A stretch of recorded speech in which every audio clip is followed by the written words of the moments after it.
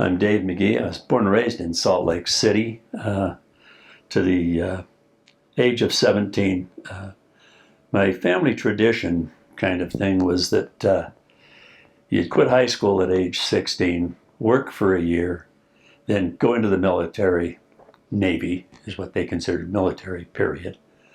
To get some sort of a job so that when you got out of the Navy, you'd have some sort of an occupation. Well, I was kind of following, the tradition. I went down to the recruiting office, walked into the Navy recruiter, and when I turned the corner to walk into that office, I seen a little chubby guy in a gray uniform, and it was supposed to be white, but he'd worn it a few days. And there was a couple other things wrong with his appearance and his gestures and actions, and so I just turned around and walked out. And as I was walking out the door, Staff Sergeant Franklin came walking into the building in his full dress blues. The thought hit me, let's see, you've had 5 brothers in the Navy and they all got out. You have a brother-in-law in the Marine Corps and he stayed in. I turned around, followed him right into the recruiting office, started to take the test and everything to go in the Marine Corps. On the 26th of April of 1960, I was down the Golden Footprints of MCRD San Diego. Just did the normal boot camp. After boot camp, was transferred to Pendleton for infantry training, of which, since unbeknownst to me, I had been guaranteed aviation. I already had it in my mind that infantry training wasn't really all that necessary. I would never be using it. I was going to be fixing airplanes and stuff. So I went through that 4 weeks of ITR, kind of goofing off more than anything else. And then I was transferred to Memphis for screening, and on to Jacksonville, Florida for what they called A School. When I finished up A School in April of '61, I was got a set of orders to Camp Pendleton, California, to a squadron, VMO-6. And I was asking around at Florida, what was this VMO-6? I was expecting to go to fighters or something. And even some staff NCOs had no idea what VMO was. So I went to Camp Pendleton and found out it was a little HOK helicopters and what we called OE aircraft. They were actually Cessna 175s. But anyway, I spent a year there, and then in April of '62, I went to Okinawa, again VMO-2 at Okinawa, and was on and off Okinawa, in and out, just basically all over the Far East with different things we were doing. And got back to the States in April of '63, was sent to an A4 squadron. I was actually transferred to VMA 311 and met a couple of friends or a couple of guys in that were actually in VMA 121. So I finagled my way, got a transfer, extended for 2 years in the Marine Corps to be transferred to 121, spent a year at El Toro with that outfit, went overseas to Iwakuni, Japan with VMA 121. Again, just literally touring the Far East, going here and there, whatever. Came back in April of '65, was sent to, stayed in 121 to re-up the aircraft to the E model instead of the C model. And then on the 7th of August, actually it was the 6th of August, is when I was asked if I would mind volunteering to go to Mag 36 because they were leaving to go to Viet Nam. So I hate to say it, I kind of jumped at the opportunity, even though it was presented to me that that I really had no choice. Anyway, I spent my 1 day assignment at LTA checking into the base and wandering through. That night, I was up at Long Beach, actually, boarding the USS Princeton to go to Viet Nam. The whole Mag 36 was left for Viet Nam. And when I got all checked in, and Gunny Timms, who was NCOIC of the Avionics Shop, the HAMS, HMS Avionics Shop, sent me down to the hangar deck, to report to some gunny whose name I, truly do not even remember. Anyway, the gunny handed me a list of names and said, "You're the first squad leader." And I think it was first platoon, but I'm not sure. And we were forming up the first provisional rifle company. And I thought, okay, here's a whole bunch of nice, busy work. I'd been aboard ship several times, and it's either chip and paint or busy work of some sort. You've got to keep the Marines occupied. Otherwise, they get in trouble. So, needless to say, we were learning arm and hand signals and fire team tactics and squad tactics and platoons tactics, all that other good stuff. Radio procedures, all these neat things that I knew we were never going to need. And then on 31 August, the gunny said, Reveille would go, and I think he said at 04:30, I'm not positive. Chow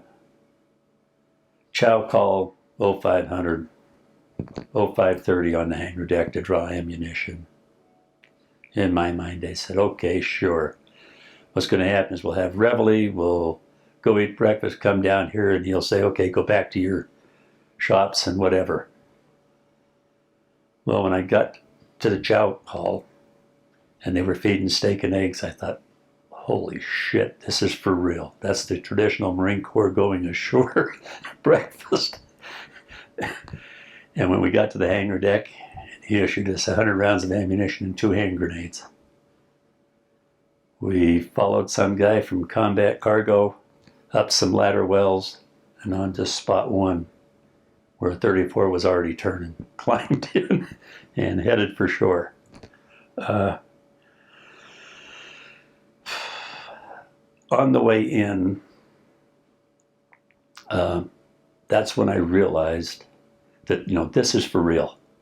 We're going ashore. It's supposedly, we'd been briefed it was a hostile landing, and it hit me that I had half of my squad in this aircraft and half of my squad in another aircraft. I had no idea what I was going to do when I hit that landing.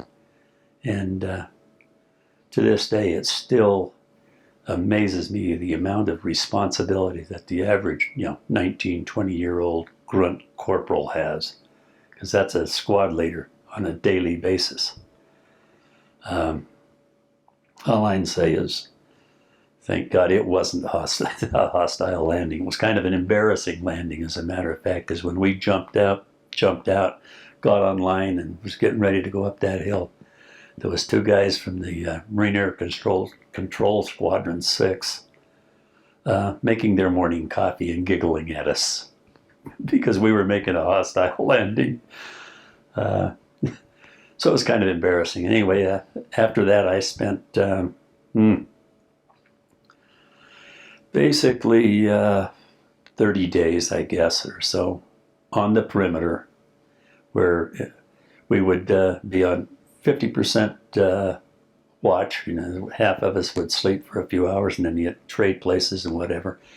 And in the daytime, we had the 50% watch, and the other half would go unload to USS Iberville. That was a civilian ship that came with us with all of our supplies and tentage and everything. And when it was finally unloaded, that was to 10 or 15 days to get that thing unloaded by hand, because somehow they had blown the steam winch, and so everything had to be brought up from the hole by hand to get that thing unloaded. Anyway, they pulled me off the perimeter out of the provisional rifle company, and I went into Hams, into the actual avionics shop as the ASE bench technician, which was really neat because I had no idea what ASE was, let alone be a bench technician on it. I was shown the bench and shown how everything was supposed to operate, and handed a book of schematics. Went to work on it, tried to fix something. I think I got 1 or 2 boxes, CG&A boxes fixed, and that was about it for a while because I had no idea.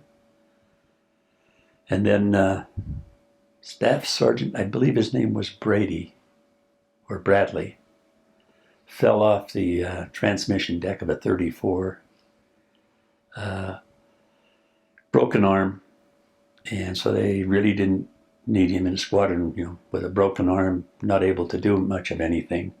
So we worked a swap. I got to go to 364, and he got to come up to Hams, and we were both very, very happy. I wanted to get into an operating outfit extremely badly. I had never been in Hams, and I didn't like the idea of spending a tour in Hams. Anyway, that was the start of just an absolutely fantastic, just working with the most fantastic people I'd ever worked with. Close-knit, just a great group of guys. I can remember, my very, very first mission, and I want to say around, 2 or 3 o'clock a.m., Jerry Thomas come running through what was our tent. And our tent, our avionics shop at that time was just a tarp strung up between 2 GP tents. And so we called it the avionics shop. It was kind of the shade from the hot sun, or in this case from the rain. Anyway, Jerry came running through the shop and said, "Grab a helmet, we've got a medevac." So I just dead tired, grabbed a helmet, started running behind him, and it dawned on me I had never fired the M60 machine gun. And I yelled to him, "Jerry, I've never fired the M60. And he just kind of gives me a thumbs up over the back of his shoulder, and he says, "I'll teach you on the way." So ran out, climbed in. He started the APU. We turned up and we launched. And as we taxied out and lifted off over the water, he asked the pilots to stay out over the water long enough to clear the guns, check them. And they said, "Yeah, sure." Anyway, he walked over, showed me how to load the M60, and then give me this little trigger pull movement. I leaned out and fired about a 5-round burst. He gave me this neat little thumbs up, walks over, sits down, swings his gun out, fires a 5-round burst, and keys the ICS and said, "Yeah, guns are clear, sir." And we flew out onto this medevac. I have to say, at that particular time, on that particular mission, I was just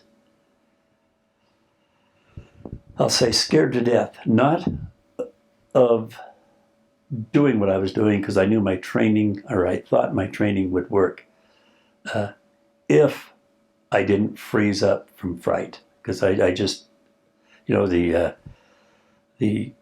ever-present fear of the unknown. Will I really be able to do what Marines are trained to do? Am I really a Marine? And when I got back from that flight, I was, smiling from ear to ear. They had an adrenaline rush that was just unbelievable because not only had I been on a medevac, not only had I returned fire and everything else, but we got to save a life. And that was neat. I mean, just the whole experience of that first mission, being a medevac, was just unbelievable. I did a lot of neat things in that squadron. In fact, the camaraderie of 364 in itself was and is so important to me that of the 6 different squadrons and basically not quite 4 complete tours, it's the only squadron I still associate with. And to this day, needless to say, I associate just with the squadron. And it's been, especially after my retirement and a few years after my retirement, and we got involved in the reunions, it's been a big part of my life. But back to the squadron and being in Viet Nam, I guess everybody wants to hear at least one, quote, war story, and I've got a couple that are not really, quote, war stories. There's one that was very impressive to me. We flew another medevac, a night medevac in the rain, and it was G.V. Glenn and I do not remember who the pilots were, but it was all the way up over the top of the Ashaw Valley up into the Laos area, and we picked up a special forces guy that had been hurt pretty bad.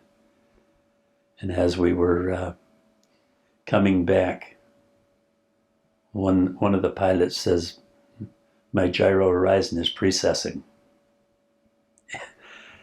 And I'd already kind of signaled to GV that I thought we were a little bit, left of center.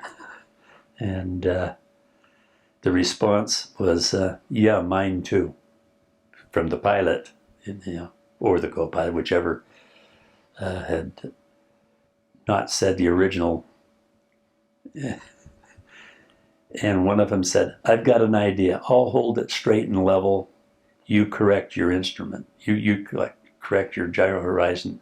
And G.V. Glenn immediately said, "You are straight and level. You are straight and level." Anyway, to make a very long story, somewhat shorter, we flew for about 40 minutes of convincing the pilots that they were straight and level. I would saying things like needle ball, altimeter, rate of climb, get a scan going, and GV would say, "You are straight and level. Just you are straight and level." And that particular story was so memorable, to both G.V. Glenn and I, that in 1999, I called G.V. Glenn for the first time. I hadn't seen him since we left the squadron. And I said, "Guppy, this is Dave Magee. Do you remember me?" And he says, "I sure do. Do you remember that flight in Laos 30 years later?" So it was pretty much a memory. A couple of hilarious stories.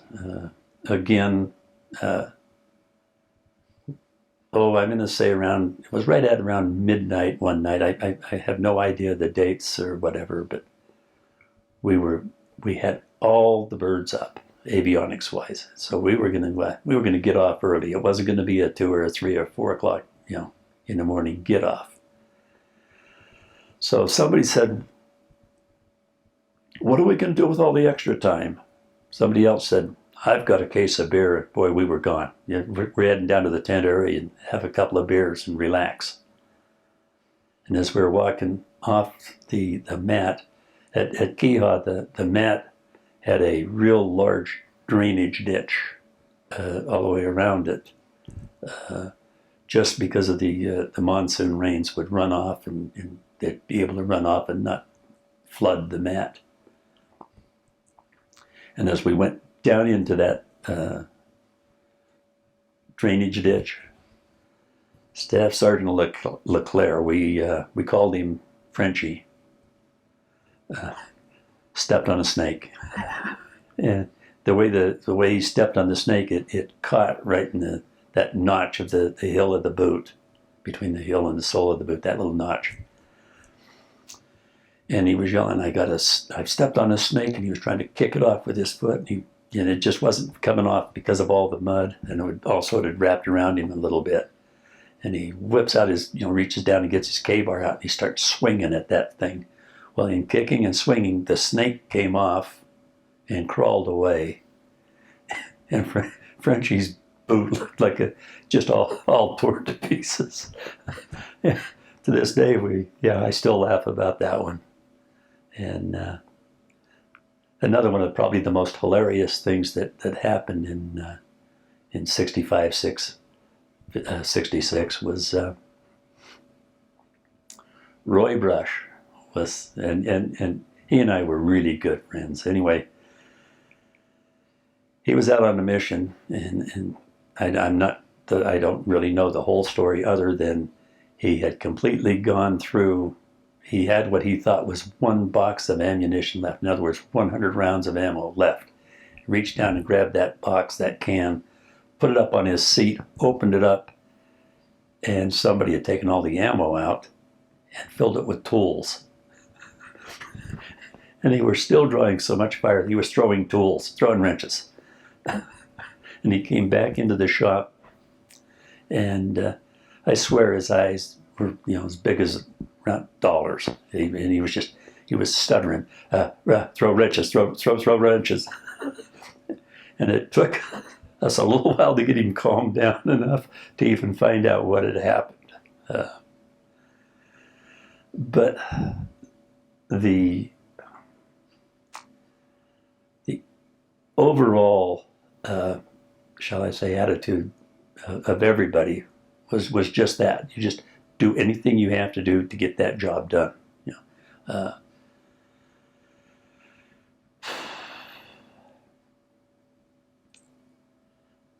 And now it's my turn to talk about a mission that still to this day kind of bothers me. It was, and I don't know the exact date, but I know we were flying off to Princeton, USS Princeton. We were a battalion landing team. And while we were aboard ship, the sergeants could go down to the what they called the second class mess in the evenings and whatever, and then, that's where we ate. But in the evenings, it was always open you could play cards, play cribbage, lots of pinochle, whatever. And got to know a few of the grunt sergeants, needless to say, because they would come in there and we'd play cards and whatever. We went out on an operation. Again, I don't remember the dates. And I remember I was flying with Norm Sumner. And again, I don't remember the pilots' names. But we were doing a resupply. Well, we used to call that mission just direct support. Anything the grunts needed, we'd get them that as fast as we could, and whatever it was. And we were flying a direct support, and got a call for a emergency medevac. It was up just, I'm going to say, if my recollections are correct, is just northwest of Tam Key at a pineapple plantation. And we went and picked this guy up. When they put him aboard, he had been hit by a sniper, had a head wound. And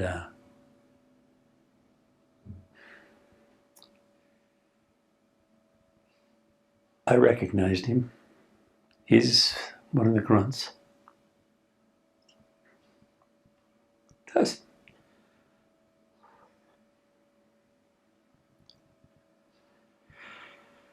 I was playing pinochle with that the night before.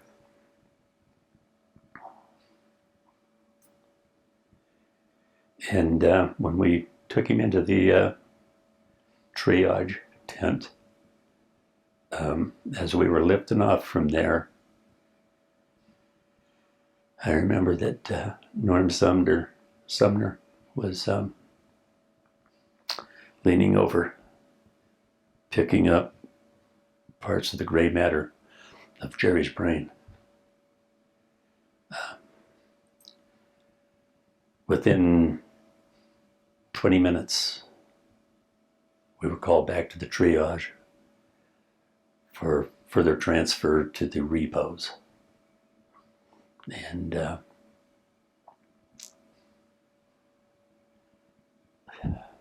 he died en route to the repos with a corpsman trying to keep him alive.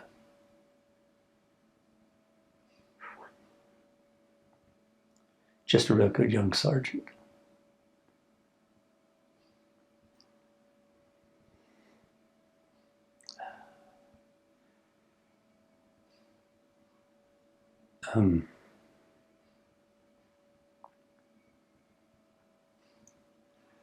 After that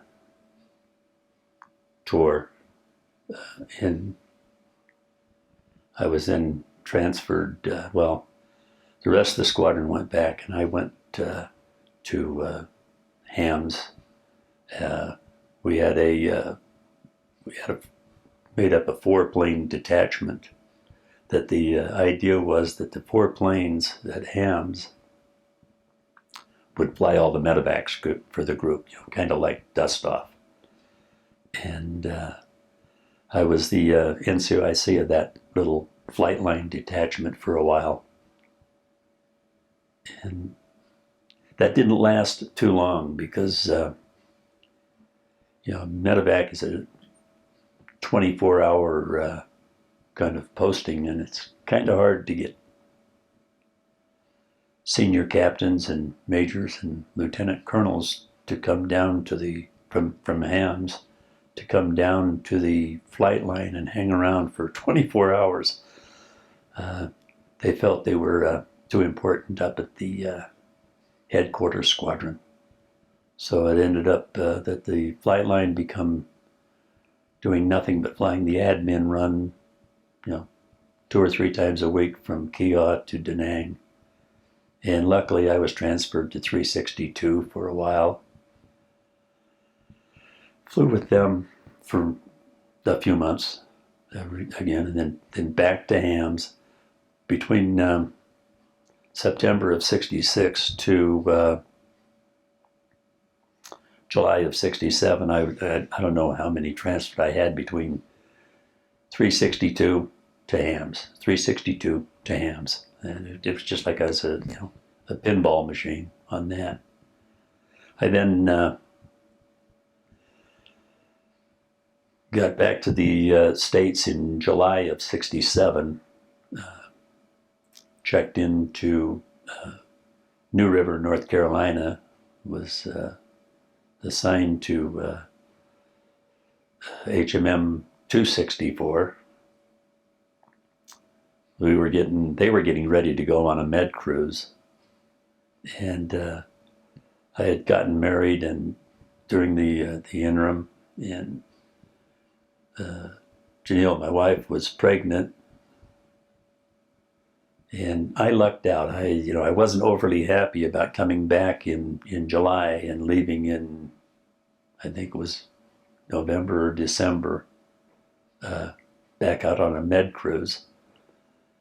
And about the time, I'm going to say a month before 264 was to depart, I got a set of orders to go to Florida for B school, Class B school, which was really cool. I didn't have to go on a med cruise. I got some advanced avionics training and was our daughter was born at the Jacksonville Hospital in Jacksonville, Florida. We returned to New River after about almost 6 months down there in school, maybe even a little bit more. I don't remember the dates.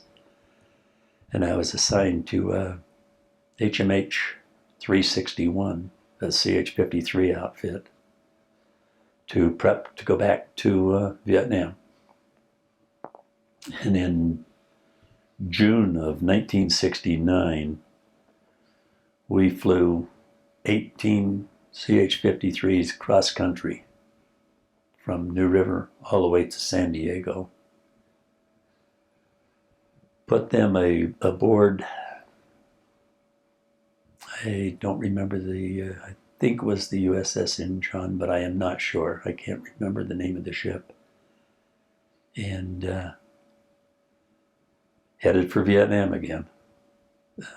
Quick stop at Hawaii, and then on up to Phu Bai with that squadron. Last a couple of months, I don't know, 2 or 3 months at Phu Bai, was transferred down to Marble Mountain. And in December, Nixon's big pullout. He was going to be pulling a full helicopter squadron out of country, and that was going to be HMH-361. What they did is they took all the older, beat-up, battle-hardened CH-53s from 463 were transferred into 361. 361 give their newer D models to 463, and all the people that had in the group that had less than 30 days were transferred into 361, and all the people in 361 were transferred out to different squadrons. I was transferred to HMH-263, stayed there for 6 months, and got my orders to go home. I was then stationed at VMGR 252 for 1 year. Nothing extraordinary about that tour either way. It was just going in, doing the standard avionics work.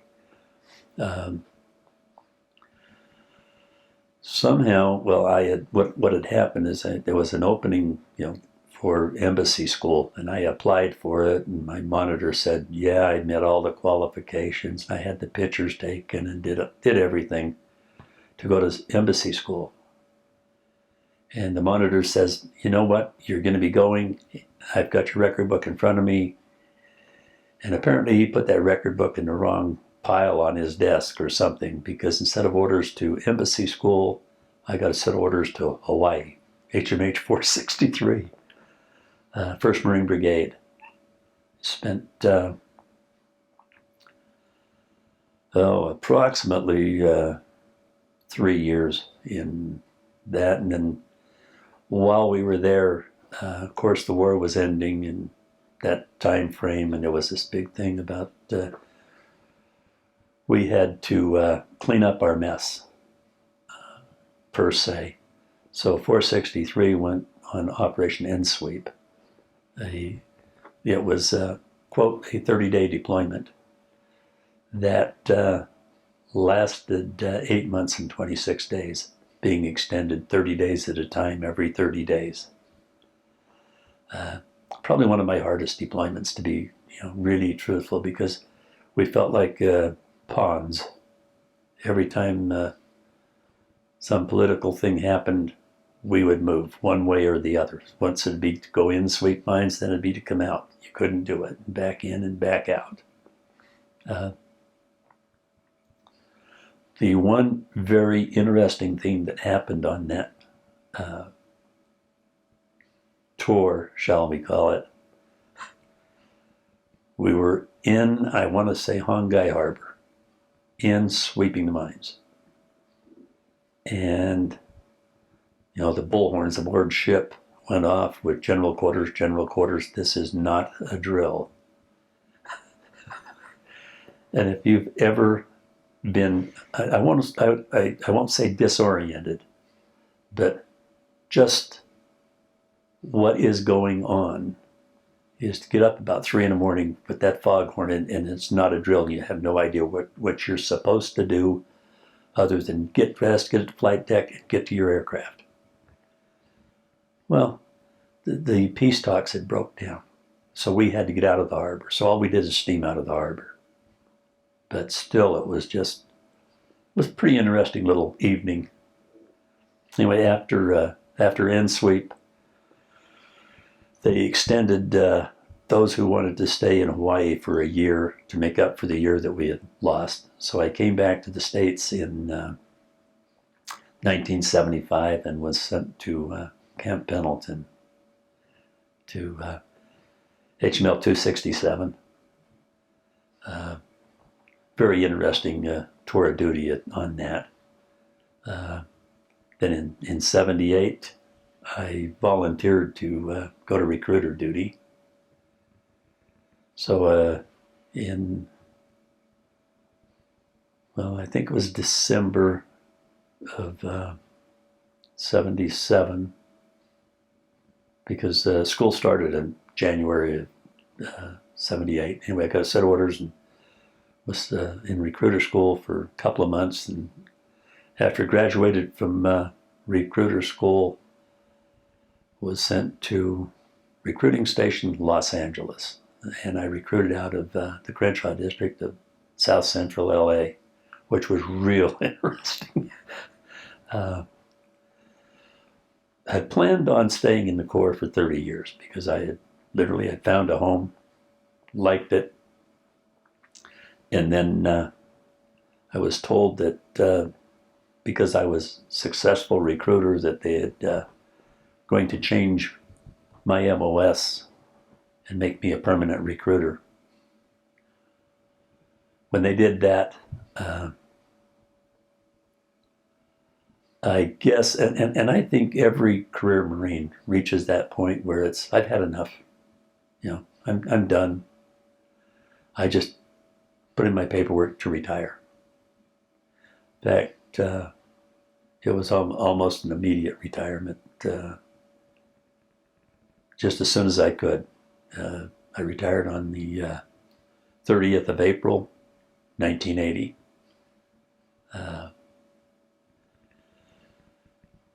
Went out, just did a lot of, odds and end jobs after that. Had a body shop for a while, just different things. Nothing good, nothing bad. And then in 98, went to discovered that there was an organization called Papa Smoke. Went to the Papa Smoke reunion. Decided that these reunions were really, really a good deal. I don't know if it's just reliving the early years or whatever it might be.